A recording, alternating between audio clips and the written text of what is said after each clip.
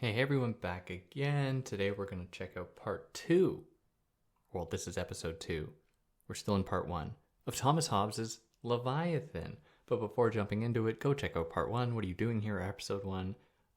If you are here and you haven't done the following things, do them. Like, share, subscribe, tell your friends. Who knows, they might love it. You can help me out by doing all those things. You can help me out monetarily via Patreon or PayPal. You can find me on other platforms if you'd like to follow me on other platforms. That'd be so fun. Wouldn't it be so fun? And yeah, let's jump right into chapter 10 of Thomas Hobbes' Leviathan, and we're going to cover this all the way to the end of part 1. Still dealing with the question of man, of humans, and what they are like, what makes us tick, before, in part 2, jumping into the question of what a commonwealth is, or what Leviathan is, what are its properties, and how do humans engage within it. So here we are with chapter 10, titled of Power, Worth, Dignity, Honor, and Worthiness. Wow, aren't these all good things? Don't you want to have power, worth, dignity, honor, and worthiness? Wouldn't that be amazing? So power is our propensity to obtain some future apparent good. And the highest power comes from cooperation, like with many servants or friends. I just thought it was funny. He was like, yeah, like if you hire a bunch of servants, you're going to have power. Like, you're going to have power, or you already have power if you're doing that in any case. But his point is to say that we have the most power when we are working together. If we just work on our own, we will not do very well. In America, in, Hollywood, we love stories of that individual, that rugged man individual, overcoming all adversity, overcoming all government oppression, to come out on top and to demonstrate that the individual is the most powerful entity on the planet. For Hobbes, that's not the case. When we get to Locke, the next person I'll cover, that's going to be a little bit of the case. That is, there seems to be a little bit more room to acknowledge the place of the individual. There's a bit of that here. But for Hobbes, really, it's about working together. And we haven't yet talked about the state of war and the state of nature. That'll come later. Super important. That'll come later. But in any case, for Hobbes, we work best when we work together. If any one of our ancestors at any point had said, hey, y'all, I don't like this community. I'm going to go live alone in the woods. You wouldn't be listening to this right now. And I wouldn't be speaking to you right now. That wouldn't be happening. They would not have lasted very long. I mean, we're humans. We can't even see in the dark. Like, we'd be screwed if we were just left on our own. We don't have fur and talons and fangs. Like, we need to work together. Like, no human stands a chance against 3 or 4 other humans at one time. So, and it's like, it's just so obvious that that's the case. I don't know, maybe there's a few humans out there who could. But you add a few more and then they're done. So whatever. What's the point of being a big, strong, burly dude in the name of self-defense? Those people are so big and strong. So power, though, can assume many forms, like riches, for example. Dynasties. You can have monetary power, monetary sway. You can also just come from royalty. You could have political power. You can be popular. That's a kind of power. I mean, I tell you to subscribe every time. Maybe this is just me seeking my own popularity power. You could have knowledge. That brings a kind of power. You could, like, knowledge of crafting, manufacturing. There's power to be had in that. So the value of others is determined by need for them by others. That's a little bit scary, right? I mean, for Hobbes to say, I mean, that's what that says is that humans are just a means to an end. Like, the value of someone is, for me to determine the value of another human is for me to look at them and say, what will that thing get me? What need will that human satisfy? That's a scary thought. But that's what he thinks. So to be valued is therefore to be honored.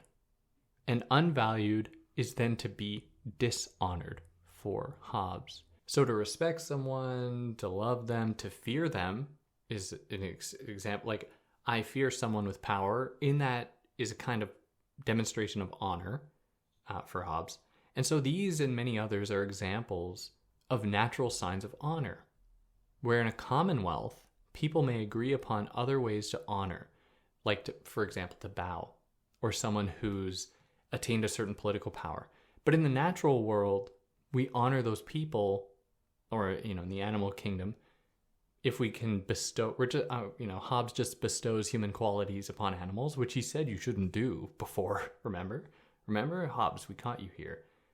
But in any case, in the animal kingdom, or among pre-state humans, you would honor the strongest, which is like, what?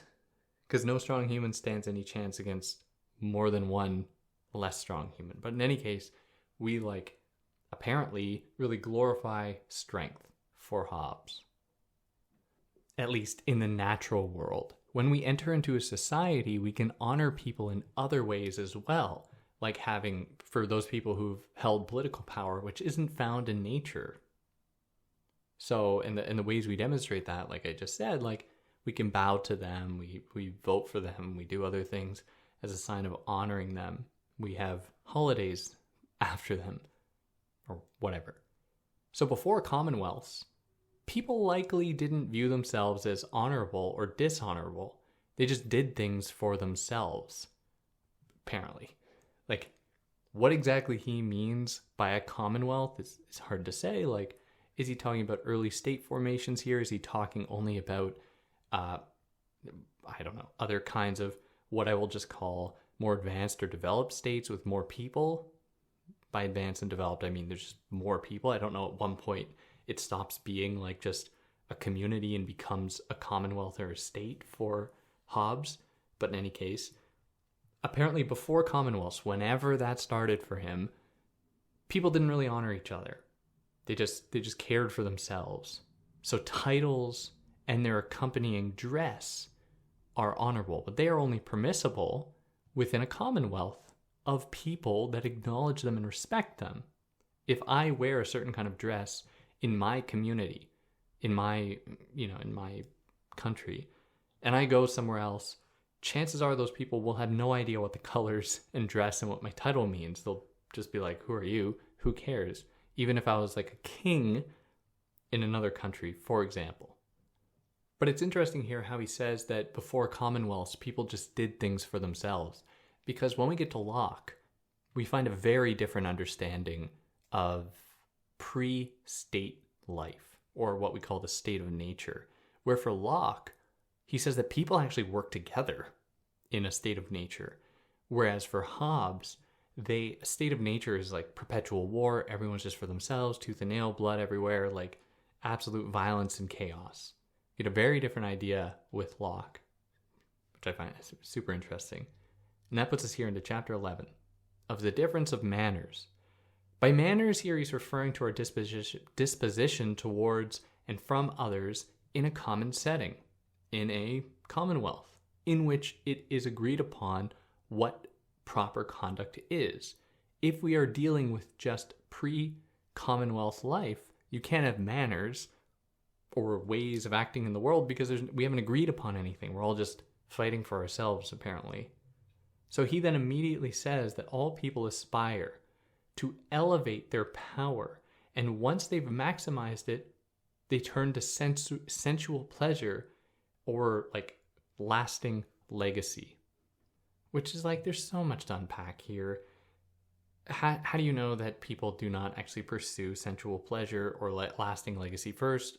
This is clearly motivated by his own understanding about, largely biblically inspired, that you must renounce sensual pleasure, bodily pleasure in favor of, higher ecclesiastical truth and knowledge, whatever. But apparently we first strive to gain power, and once we've attained it, then we can set our sights on all this stuff that doesn't matter. Or there's a really, in the Republic, right at the beginning of the Republic, when Socrates is talking to, I don't think it's Polemarchus. I think it's the guy before Polemarchus. But in any case, he's talking to this Cephalon or something, whatever. Socrates is talking to an elderly man, and the elderly man is like, "Oh yeah, I just care about the passions now. I'm more interested in satisfying bodily pleasure. I don't really want to think about things anymore because I'm old. Because with time, your drive for intellectual knowledge fades, and you become more idle and tranquil. You just want to like sit in baths all day." And Socrates is like, "Is that like a fundamental truth of humanity, that you stop wanting to use your mind? Or is that just because you're rich and you're like, you're allowed to enjoy this life of leisure now?" It shuts the guy up, but it just made me think of that. So to harm someone is to make oneself susceptible to retaliation.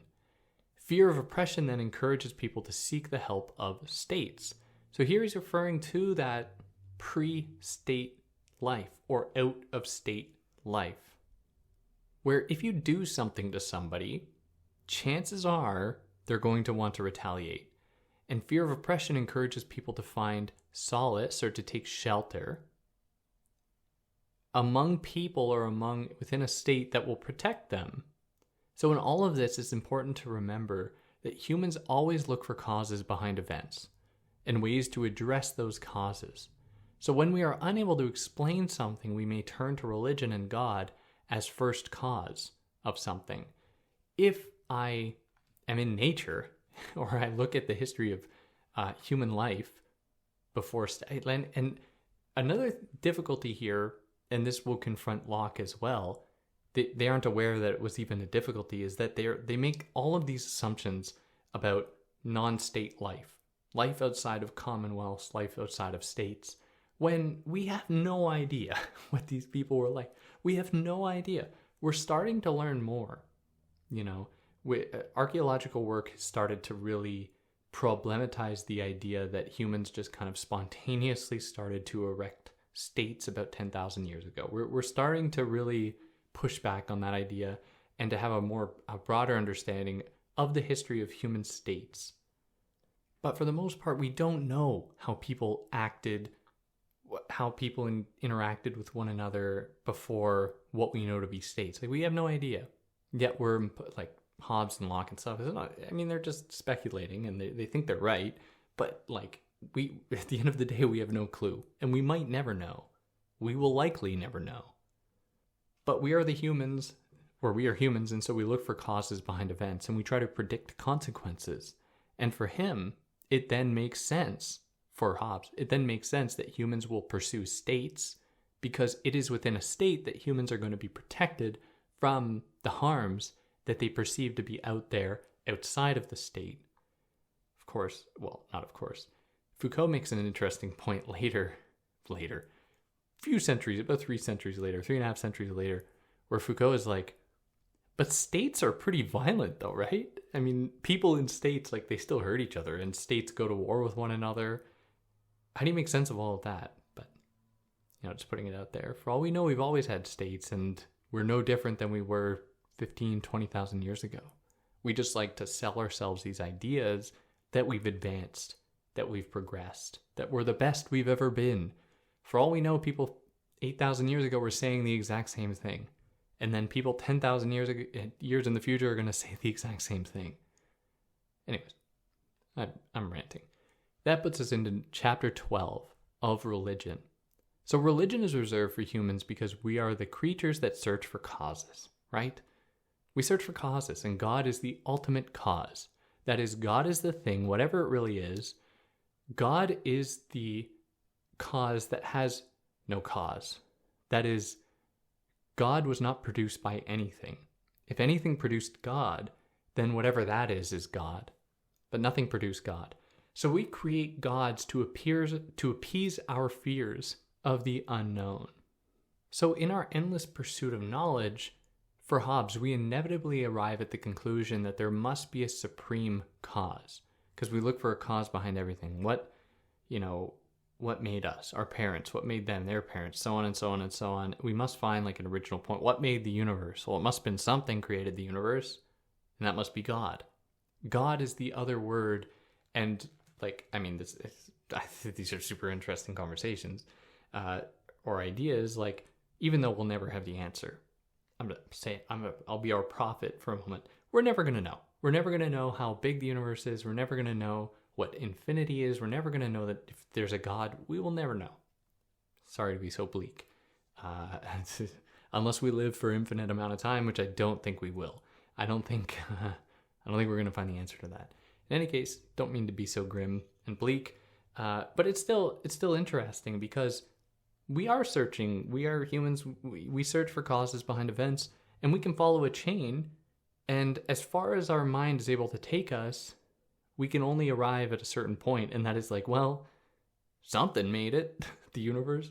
It came from somewhere. What is that thing? But then what made the thing that made the universe? God is the word we use to end that chain of speculation, which is actually like kind of a harm done to God, to be like God is the end point of our line of thought, of our line of searching for causes behind events. When, like, if there really was a God, there would be no end. At least that's one idea.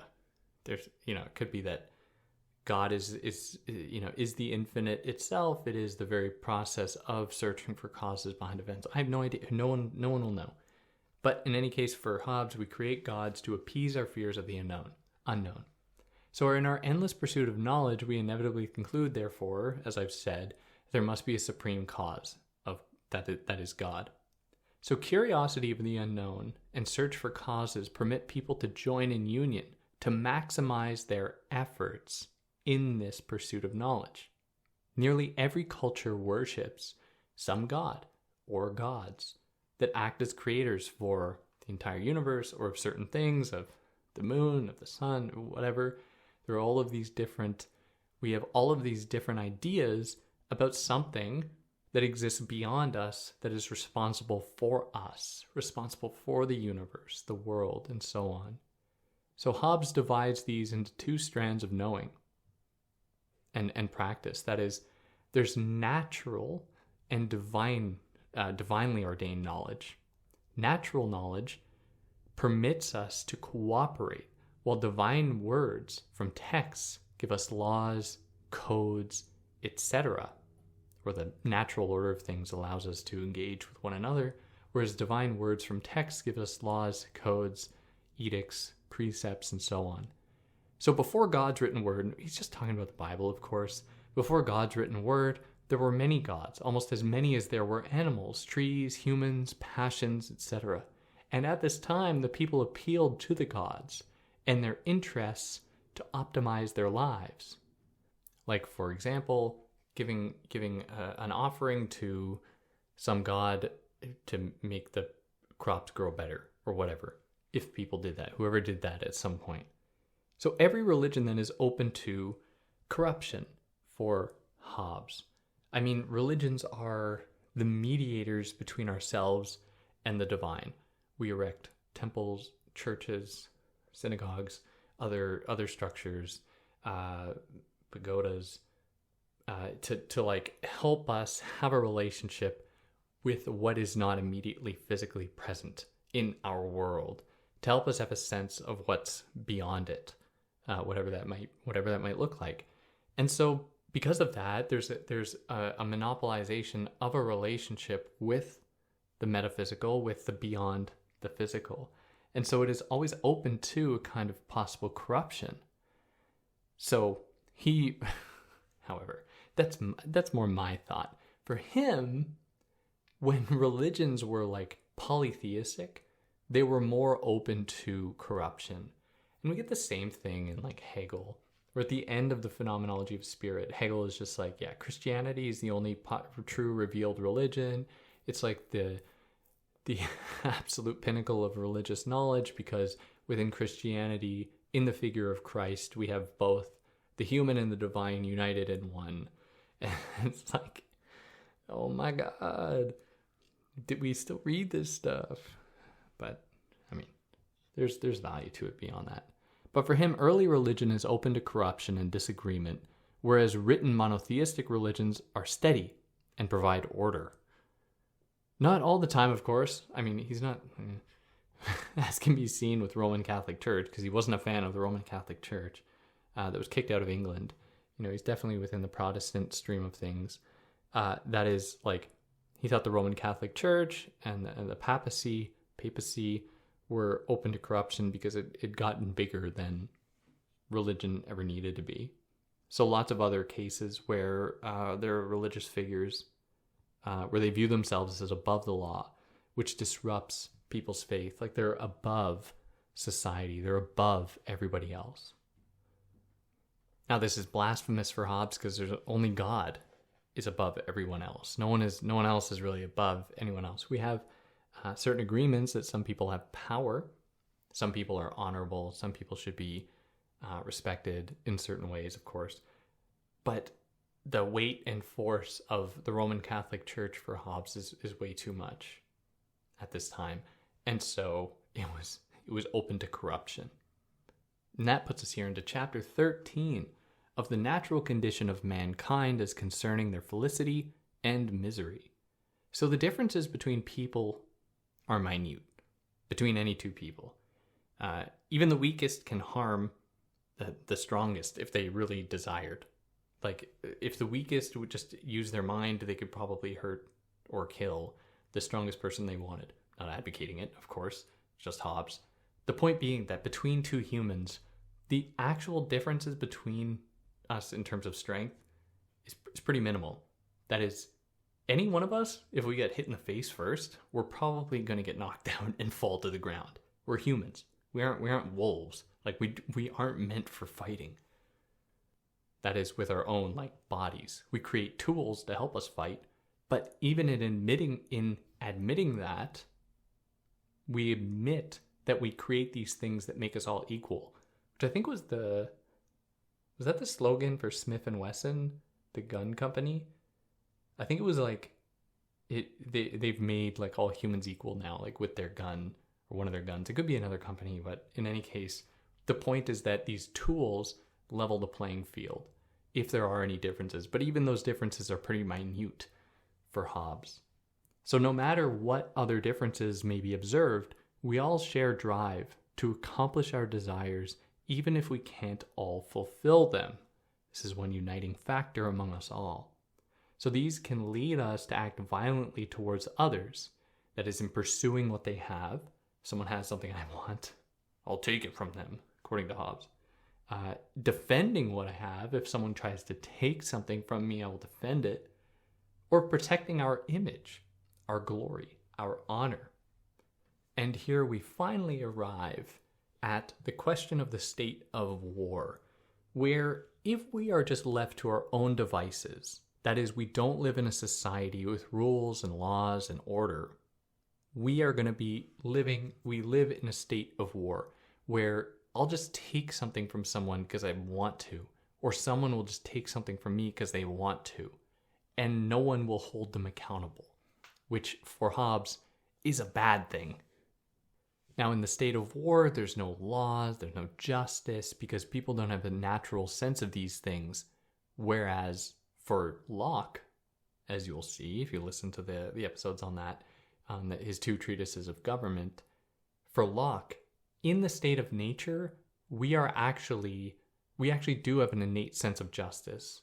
We actually don't want to harm others because we are naturally equipped with the ability to reflect and be like, if I do that to someone, maybe they'll do it to me, and I don't want that.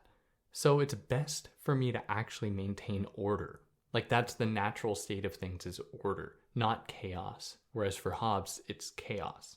The state of war is pure, unbridled, absolute anarchy. Now, within a state of war, it's impossible for Hobbes for people to develop culture, art, science, because everyone is opposed to everyone else. You can't actually get together and work this stuff through on your own. It's really hard to do anything on our own, let alone like develop a culture or art, music or science. These things come about through cooperation. So there can be no laws nor justice because humans don't have a natural proclivity for these things in nature. For Hobbes, again, unlike Locke. Locke thinks differently. And that puts us here into chapter 14 of the first and second natural laws and of contracts. So the first law, he just kind of mentions briefly, and then he really wants to focus on the second law.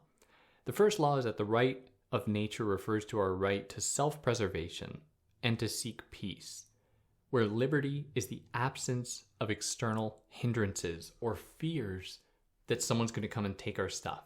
Liberty is when we are like, oh, I'm safe right now and I can do what I want while being safe, while also not infringing upon anyone else's safety.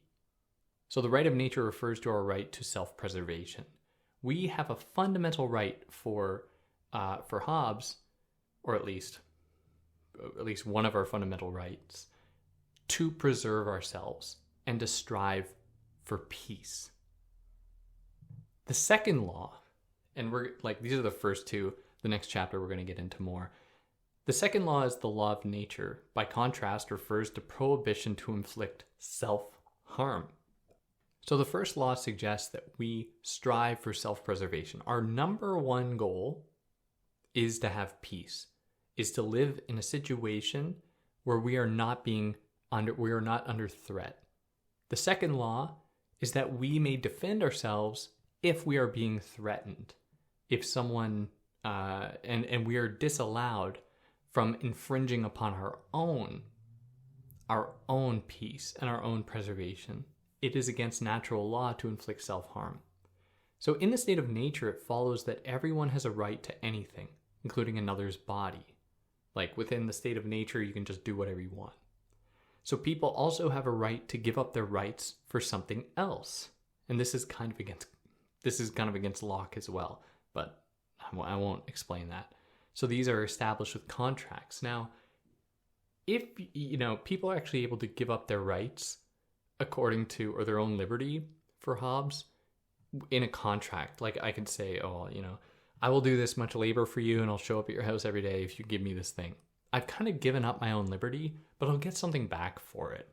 And that's okay for Hobbes, but that's only permitted outside of a state of nature where people have advanced a little bit, and I'm using the term advanced just very loosely, advanced for Hobbes and arrived at a point when they can actually cooperate. Now, I guess, just briefly, Locke disagrees with this idea because for Locke, you can't willingly give up your liberty. You can't do that. If you did, then you're not, he's like, what are you doing? That's not something you can just do. So people have a right to give up these rights for something else, for Hobbes. Now, by contrast, there are gifts that don't expect a counter gift or giving up rights or something, or return anything of necessity. So in a state of nature or war, contracts are useless because anyone just does anything. You don't need to have an agreement. You just take whatever you want. Unless there is an overarching authority to guarantee their fulfillment. That is, there is an authority to hold people accountable if they do not meet their end of the bargain or satisfy their end of the bargain. So even in cases where people were forced to enter contracts, like he's talking about situations where, like in enslavement, he's totally fine with enslavement. He's got no problem with that. Or I should specify, like in cases where people are enslaved because they were prisoners of war or something. Like in that case, yeah, he means it in more of like that setting. I'm not defending it, but I'm pretty sure that he does qualify that. Now, some contracts are invalid though, and he's clear that there are some rights that people can't give up. That is, you must always defend yourself from danger. You can't like sign into a contract where you're like, yeah, I'm going to let someone kill me. That doesn't make sense for Hobbes. You can't accuse yourself of a crime. And we see this echoed in American law and the American Constitution.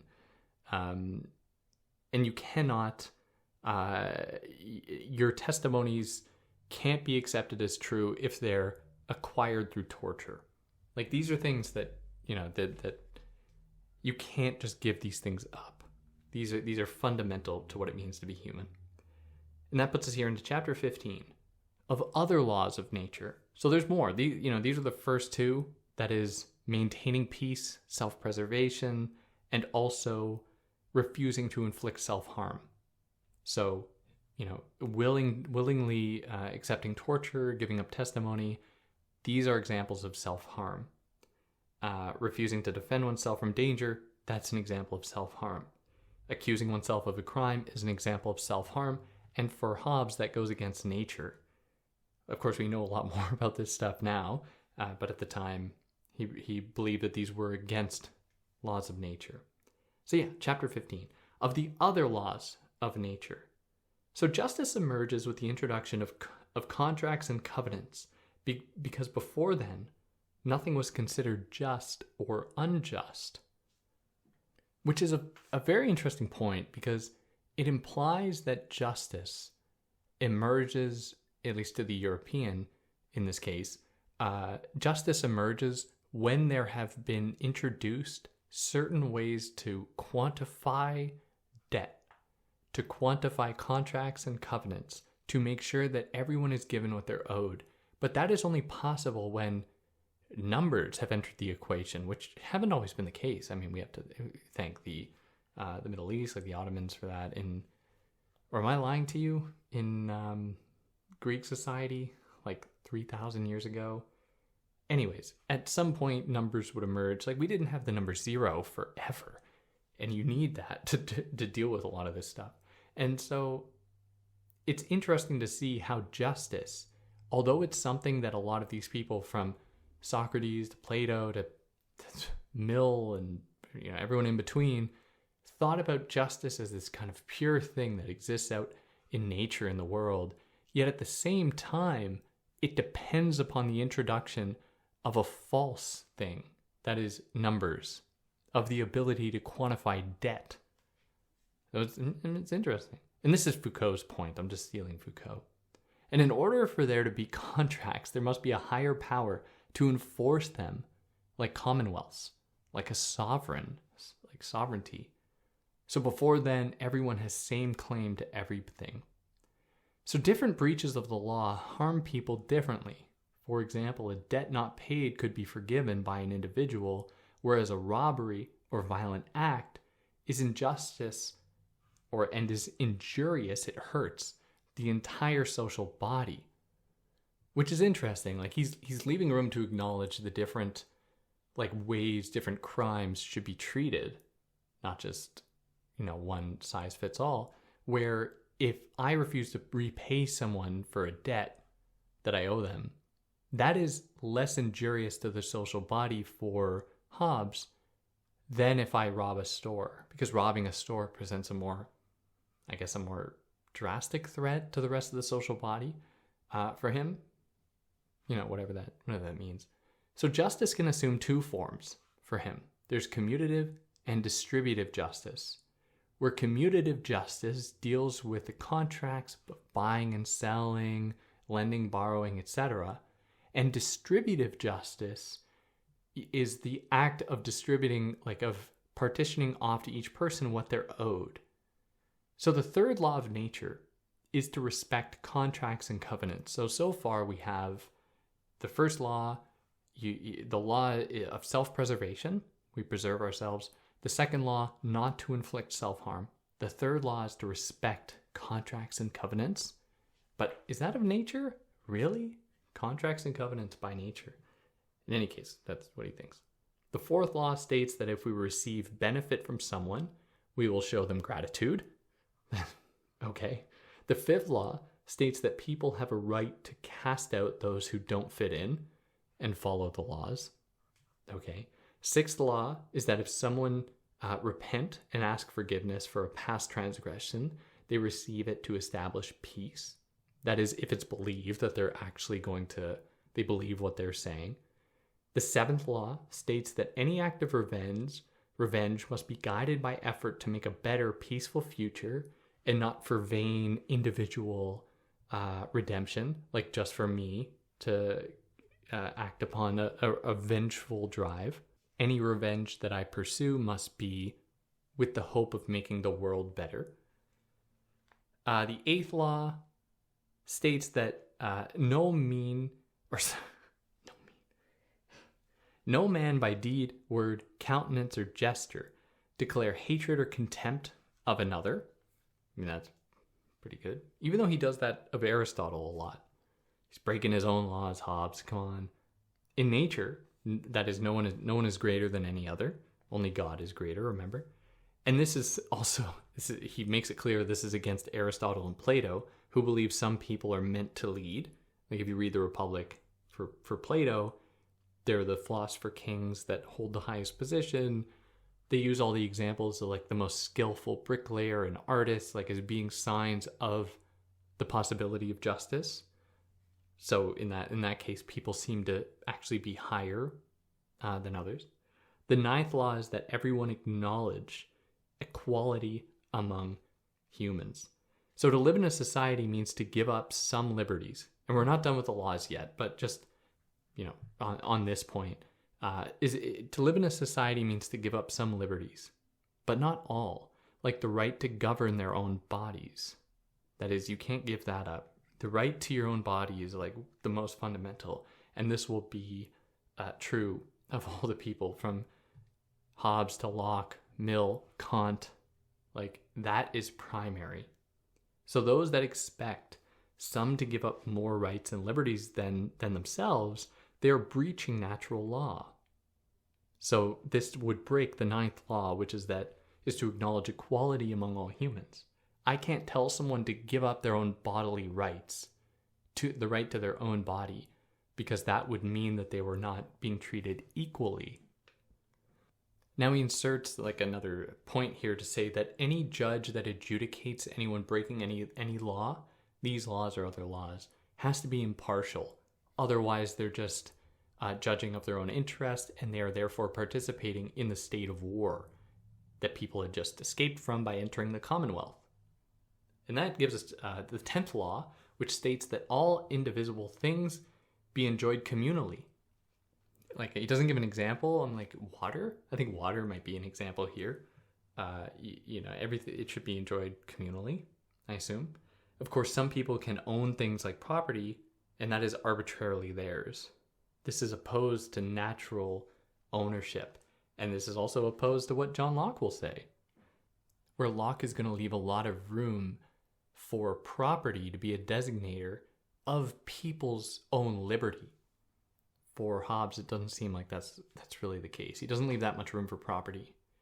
And the 11th law states that people respect and protect those who work towards peace, like judges do, for example. So in a conflict between two people, one can't claim status of judge without granting it also to the other. Like if I get into a fight with someone, I can't be like, I'm the judge now and I decide I'm right, like a child would. Can't do that. Judges must be external, they must be impartial, they must be objective, otherwise we devolve back into the state of war. So obviously these laws are esoteric. We aren't born with these laws in mind. You have to learn them. And Hobbes knows that. Like he knows that no one is born with this. The only real law that people are born with is that do unto others as they would have done you would have them do unto you. The golden rule from the Bible and other texts across the globe. Around the globe? Across the globe. Whatever. So these laws are meant to universalize moral judgment and to extend knowledge of good beyond personal appetites and opinions, to move us beyond a state of nature. And that puts us here into chapter 16, the last one we'll cover, at least in this episode, of persons, authors, and things personated. So a person whose words are their own is a natural person, and when they impersonate someone else, they are an artificial person. So when entering a contract or a covenant with someone, one of the people may be the author and the other an actor. The author acts according to their will, that is their natural drive, desire, knowledge, whereas actor is adhering to another's will, and that is artificial. Like a servant to their lord, for example. If someone's like, yeah, I could work on your land for you, and one of those people are they're acting like as a natural person and one of them as an artificial person. Beyond human interactions, people can stand in for inanimate things like churches, hospitals, and impersonate them. There can be figureheads. Like with a society, like a commonwealth, there can be a ruler or many rulers, like an oligopoly or or like a aristocracy, whatever, where there's a bunch of people who are ruling everyone else and they are standing in for everybody else. All this made possible under civil government, where multitude are represented by a ruling authority. So in this, the multitude are made a single person, but they must have control over their ruler. So when people enter a commonwealth, they are essentially agreeing, okay, I'm going to submit to these rules, and that's my duty, that's my obligation. And what I'm doing is I'm kind of giving my identity to this ruler, and I'm becoming like one with them. But that ruler must always like be prepared to accept my, the ultimate power of the people who've given them that place within the Commonwealth. But yeah, more on that next time when we actually get into part 2, dealing with the Commonwealth. And we're going to deal with the nature of sovereignty, what it looks like, what its rules are, what the role of judges are, etc. And yeah, on that note, if I got anything wrong, let me know. Anything I excluded, let me know. If you like what I did, like, share, subscribe, tell your friends. Who knows, they might get a kick out of it. You got a friend that's trouble sleeping, tell them to put this on. I'm sure it'll knock them out right away. And yeah, on that note, take care.